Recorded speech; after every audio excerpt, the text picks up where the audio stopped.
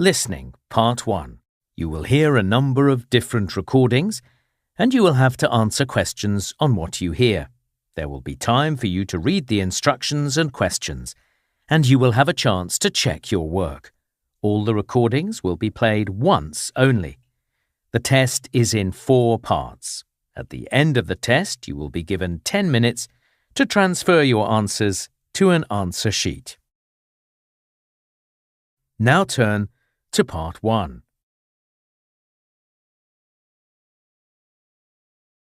Part 1.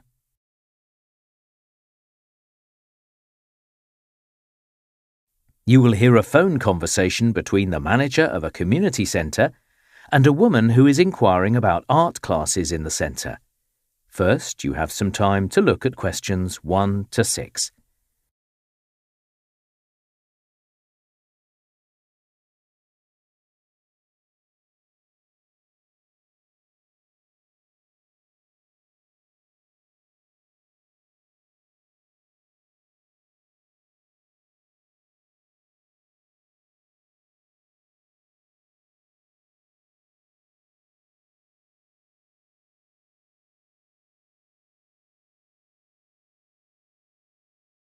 Now listen carefully and answer questions 1 to 6.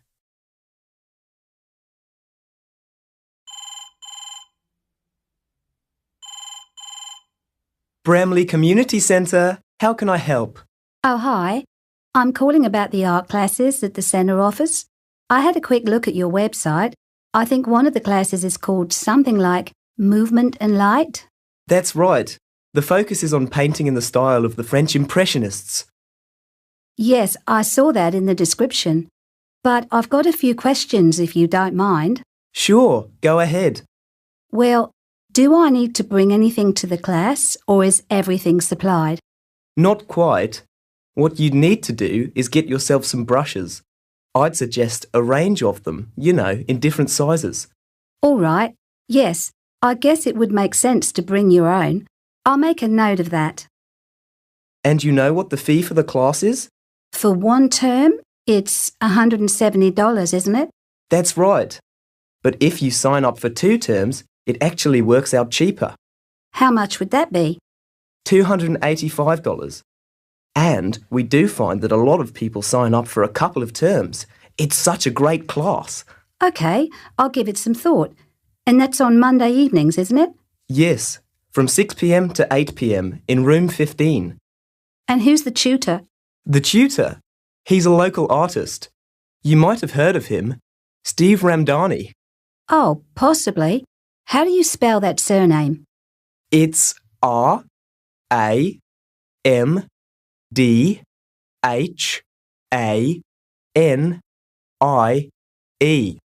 Got that? Yes, thanks. Now you've also got a class called Clay Basics. It's a pottery class, right? Yes, that's right. Do we get to use a pottery wheel? Yes, you do. Oh, great. But we'd be making something simple, I hope. I can't imagine producing a vase or anything with a handle. No, in the first term, you'd just be producing 2 or 3 bowls. That means learning how to shape and glaze them. Sounds great. I guess it would be a bit of a messy activity. You wouldn't want to wear your smart clothes, would you? Best not to. I'd recommend wearing something old, that you didn't mind getting dirty. Well, I have a shirt like that I could use. I'd just roll up the sleeves, I guess. And the fee for that class is $180 per term. All right. And the class runs on Wednesdays, 6:30 to 8:30 p.m. Oh, hang on. I've got that wrong. It's on a Thursday, isn't it? Yes, my mistake. What else can I tell you? Oh, yes. The tutor's name is Teresa Clark. Her work's on display in reception here. Oh, great. I'll have a look. Yeah, if you've got time. Before you hear the rest of the conversation, you have some time to look at questions 7 to 10.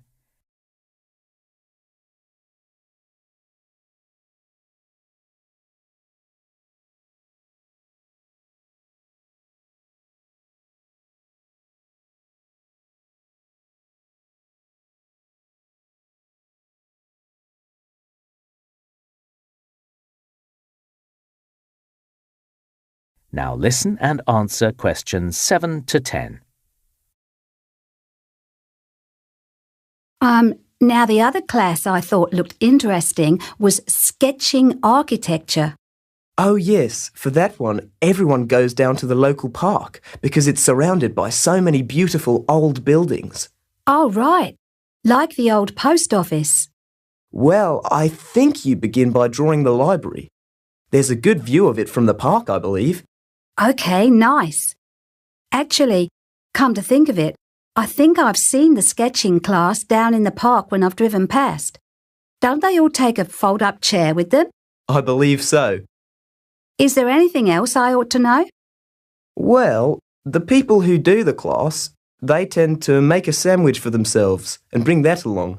So I'd recommend you do that too. Good idea. I get grumpy when I'm hungry. All right.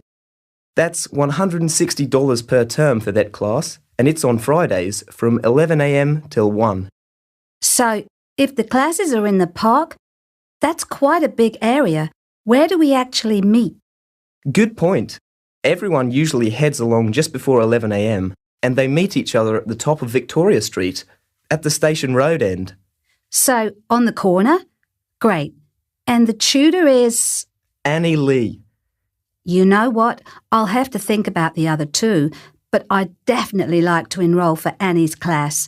I'm happy to pay now. In that case, you're going to need Annie's cell phone number in case you're running late or the class gets cancelled. I see. OK, what's the number, please? It's 021 785 6361. Just text her if there's a problem.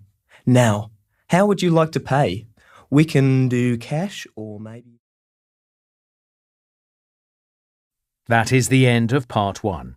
You now have 1 minute to check your answers to Part 1.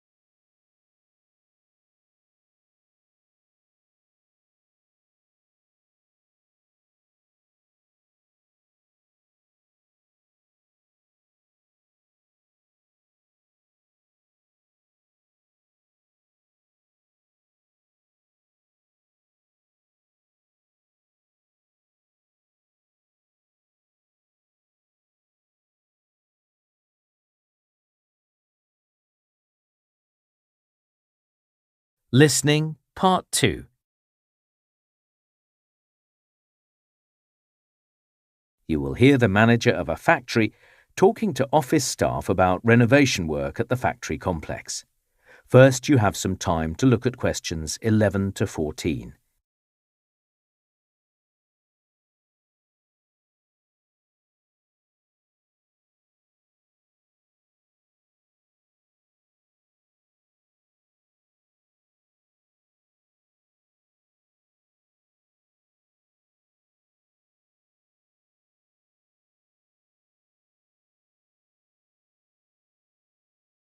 Now listen carefully and answer questions 11 to 14.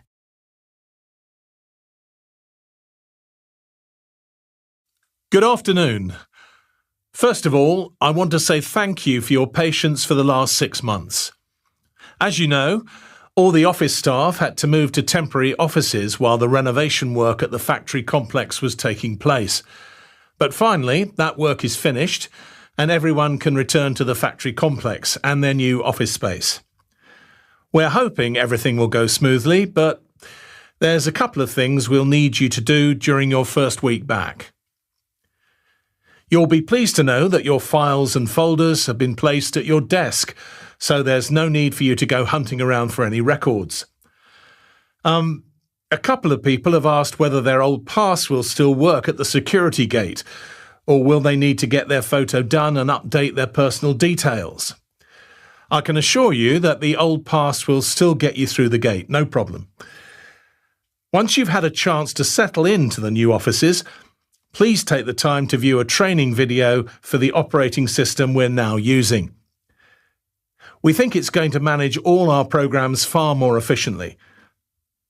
Obviously, the sooner you can get this done, the better. Also for next week, because the renovations have meant a complete redesign of some of the company's buildings, you'll need to attend a session on things like what to do if you hear the fire alarm go off, and where to meet if you have to evacuate the buildings. We'll let you know as soon as we have a definite time for that. It's going to be a busy week for everyone, but hopefully the kind of challenge that can help bring the team together. We'll make a time for you to report back to me on Friday. All right. We've also taken some steps to improve the physical environment in your offices. Bigger windows mean that the offices are a lot brighter, and that's better for your eyes. Inside, we've replaced some dividing walls with coloured glass panels. They look great. We've also invested in some adjustable chairs. You can lower or raise them to whatever height feels right for you. What else? We've now got some quality insulation in the ceilings and walls that'll make everything a lot warmer. Also, another thing, we've set aside several rooms for project work. That will allow a team to get together around the same table. We feel that more opportunities for face-to-face discussion will benefit the whole company. So, when you come next... Before you hear the rest of the talk, you have some time to look at questions 15 to 20.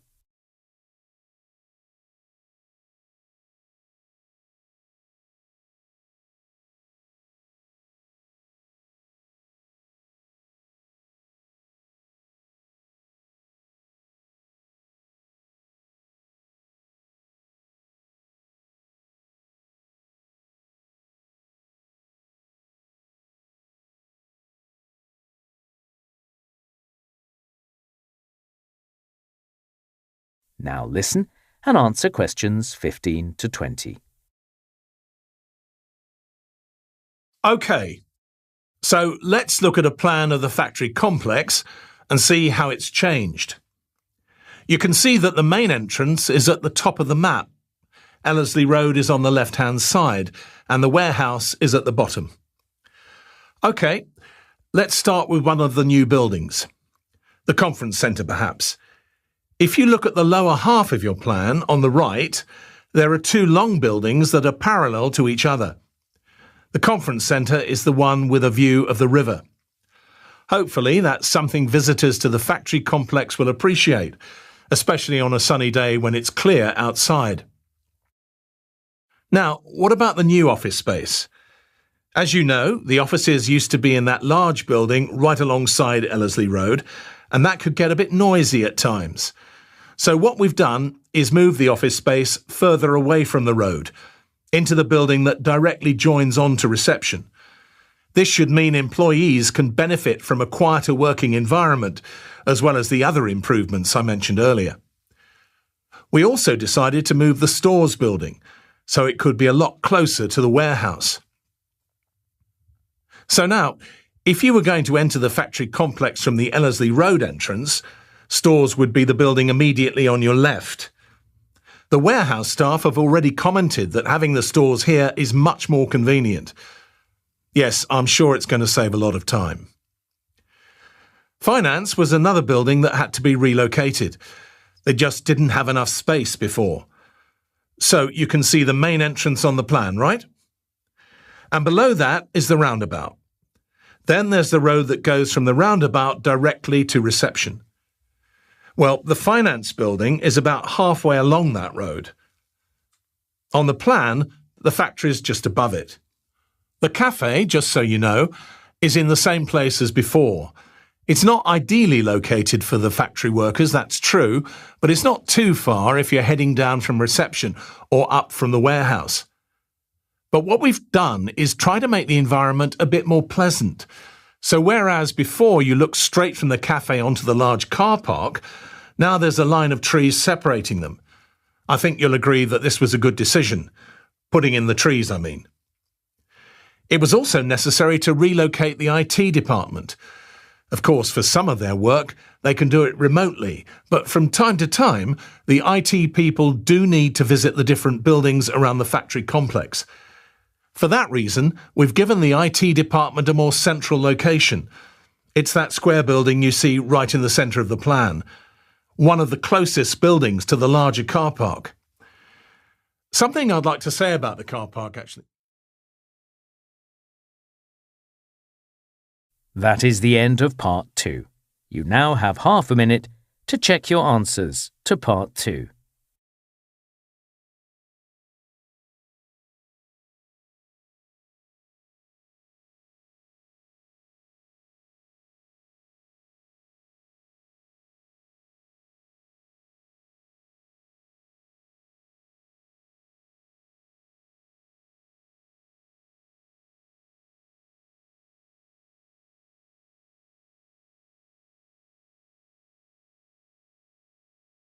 Listening, Part 3. You will hear 2 health studies students, Lucy and Sam, talking about the topic of vitamin supplements. First, you have some time to look at questions 21 to 26.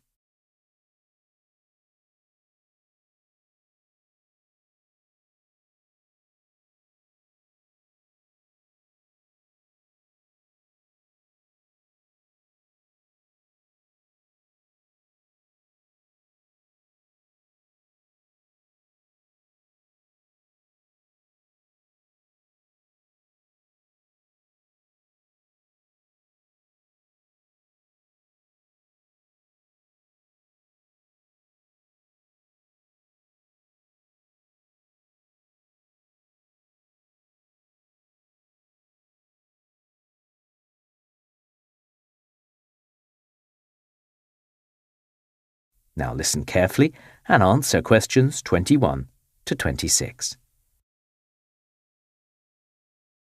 OK, we've looked at the history of vitamin supplements and thought about why people take them. We've also considered the reasons why some health professionals are critical of the vitamin supplement industry. Now work with a partner and discuss the key issues. Sam, shall we work together? Sure. Let's go over the history. Well, before the 1900s, when someone became weak and tired and it wasn't clear why, doctors assumed they were suffering from an infection, like a virus. Or they'd been in contact with something poisonous or harmful, something they'd handled or eaten. Doctors had no other explanation for it. But in the early 1900s, that changed. That researcher in the US, Joseph Goldberger, he realised people who basically lived off corn, they were getting ill because they weren't eating anything else. Exactly. And other researchers were realising the same thing. Like in places where people only ate white rice, they were suffering from a disease called beriberi. So the researchers concluded that there must be something missing, that the stuff some people were eating had no nutritional value. And from there, researchers began to identify vitamins, like A and B, for the first time. A huge scientific breakthrough. So doctors, the public, everyone got to hear about vitamins.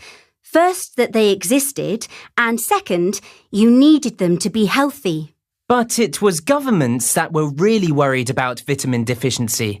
Certainly in the US and in the UK at least. What do you mean? Well, in the 1930s, those governments were worried about people's general health because everyone was suddenly buying canned fruit, artificial butter, meat in tins, that kind of thing. It became very common. And so newspapers were featuring lots of government reports about how serious this was. I see. And then some people saw a business opportunity. Naturally. In the 1940s, companies started making and selling vitamin supplements in bottles, and they decided the easiest way to market them was to target housewives. Why was that? Because housewives were responsible for keeping families healthy? I'd say so. In the weekly magazines Housewives read, the companies made exaggerated claims about what the supplements could do, and they showed pictures of rats in a laboratory before and after they were given vitamins. The before pictures showed the rats looking very sick. So they scared the housewives into buying their product? Apparently. But vitamins were still expensive, weren't they? It wasn't until the 1950s that more people could afford to buy them. Why was that? Well, manufacturers had discovered how to produce vitamins artificially and in enormous quantities in their factories. I suppose that's what goes on with any product. It starts expensive until manufacturers adapt their technology. Were there any developments in the 1960s? Companies changed their promotional strategy to increase their sales. They used movie stars to say how effective the supplements were. That's still true today. Celebrity endorsement really seems to work. Someone on the TV says vitamins have made them healthier, and immediately more consumers go out and buy them. Before you hear the rest of the talk, you have some time to look at questions 27 to 30.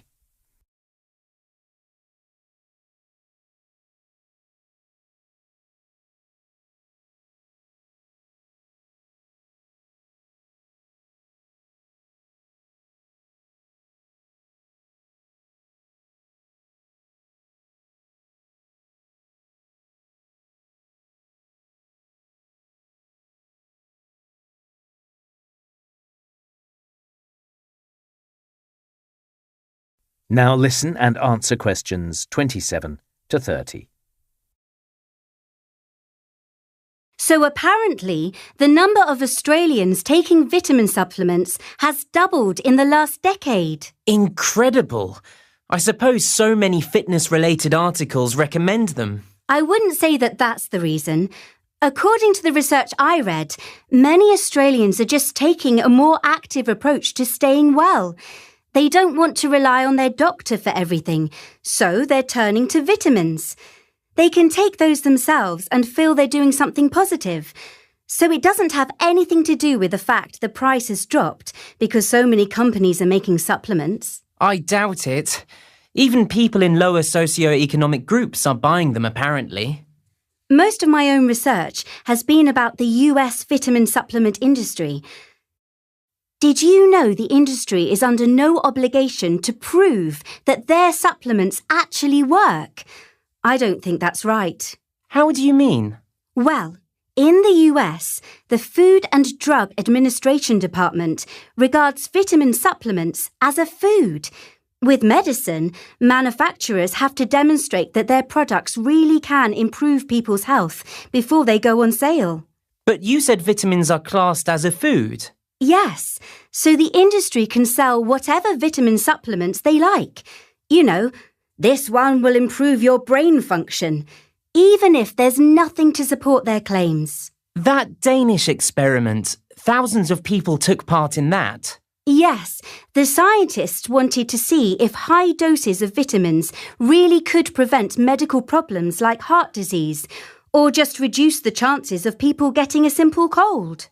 But the high-dose people were just as likely to get sick as the people not taking any vitamins. That's not to say that scientists now know everything about vitamins. No. Like you say, investigations and long-term trials need to continue before they can be certain about what taking vitamin supplements can actually achieve. But in the meantime, do we need stricter regulation of the supplement industry? Do you think people would stop buying and taking vitamins if they were told it's a waste of time? Hardly. No one likes being told what they can or can't buy, especially where health is concerned. Fair enough. I guess if the government made it harder to get certain products, like, say, fish oil with vitamin D, people would protest. They certainly would. What I think is that they should start to... That is the end of Part 3. You now have half a minute to check your answers to Part 3.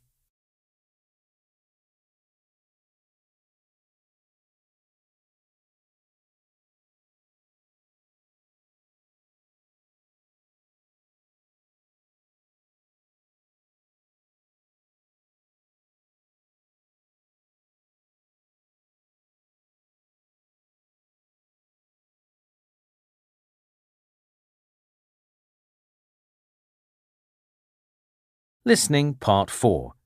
You will hear a student giving a presentation about the way that different insect species are being threatened. First, you have some time to look at questions 31 to 40.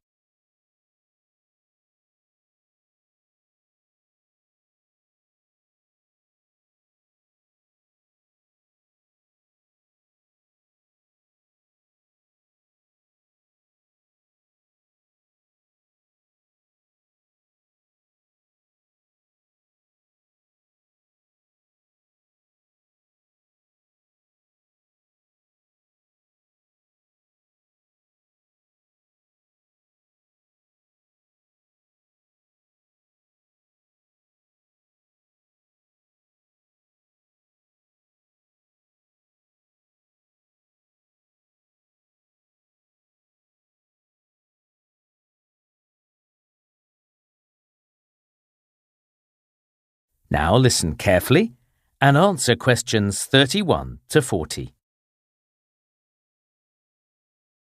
So today, I'm going to be talking about the way that different insect species are being threatened.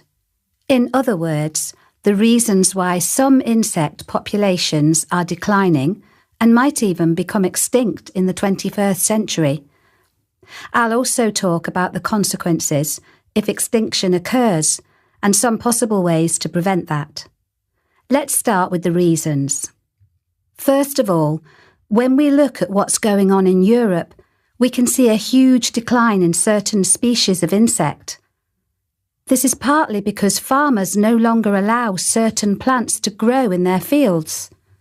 But farmers are not entirely to blame. The gardens that people have nowadays don't always contain the kind of plant that insects need. So perhaps we need to rethink what we're putting there.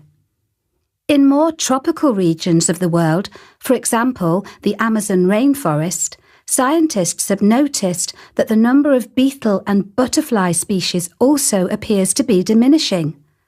They put this down to climate change, rather than, say, the fragmentation of habitat, but more research has to be done. And then there's the use of pesticide. And of course, this happens everywhere in the world. Pesticide is designed to kill a range of insects that farmers don't like, but it also kills bees, which they need.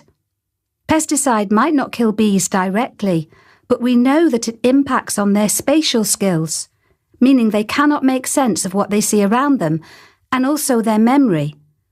This means that they cannot remember how to get back to their hive. So, why worry about whether insects become extinct? Well, the consequences would obviously be terrible, not just for them, but for us. Pretty much everywhere on the planet, with the exception of Antarctica, insects are at the bottom of the food chain. They're absolutely vital, because if there were no insects, there would also be no birds or lizards or mammals. Then there's the role that insects play in crop production. We use them to pollinate our fruit and vegetables, and it would be impossible to manage without them. It's also worth remembering that scientists are now studying plants to find out whether they might be a source of medicine in the future. If these plants disappear because of insect extinction, that would be another lost opportunity. So, there's some possible ways we could prevent insect extinction, some more controversial than others. I think it's a given that governments have to do something about the sale of pesticides. In fact, some countries have already passed laws to ban certain products. That's a good move forward. But ordinary people can also make a difference. If we cut down on how much meat we ate, some of the land now used for grazing could be turned back into insect-friendly environments.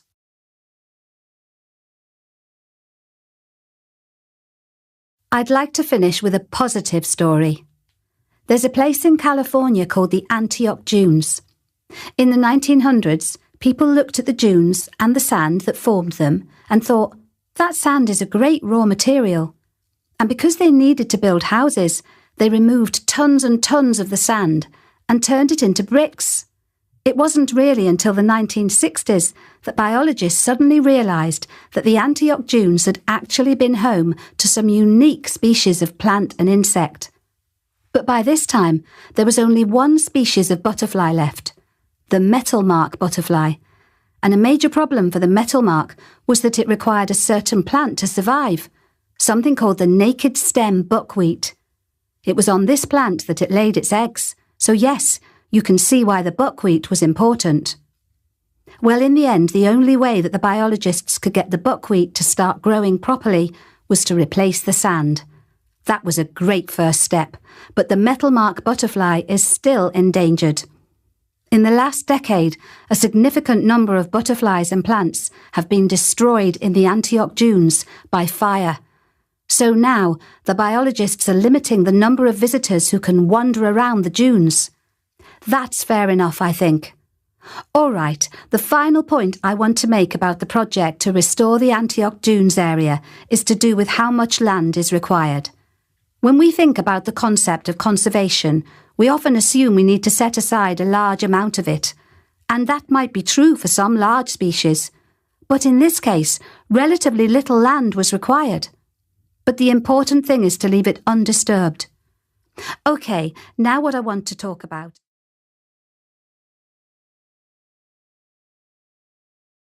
That is the end of Part 4. You now have 1 minute to check your answers to Part 4.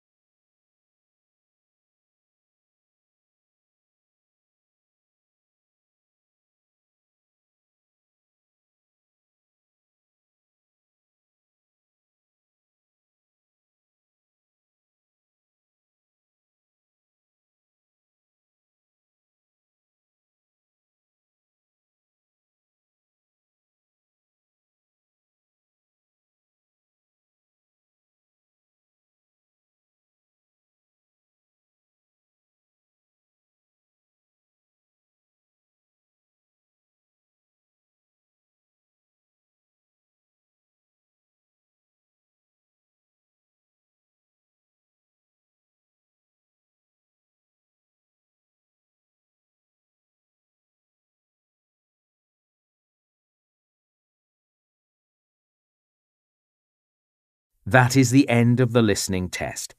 In the IELTS test, you would now have 10 minutes to transfer your answers to the answer sheet.